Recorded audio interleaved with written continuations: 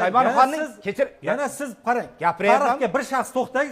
Gapirsangiz kechgacha gapirasiz bu ketishda. Eshitamiz. Ustoz bo'ldi, To'xtang. Chaqirmanglar degan. Masjidni ko'rgan bo'lsangiz nima qildi? Hamma qurgan uni bir tomondan. Mayli. Yetib keldi deyapman. Qurmagandir. Eshitaylik, eshitaylik keyin. Shayboniy ham 10 yil qisqa muddatda katta bir hududlarni egallab, katta bir siyosiy tashqi kuchlarni uloqtirib tashlay olgan, o'ziga xos o'rin qoldirgan inson. U ham she'rlar yozdi, uni ham o'ziga xos e'tiqodlari kuchli inson edi.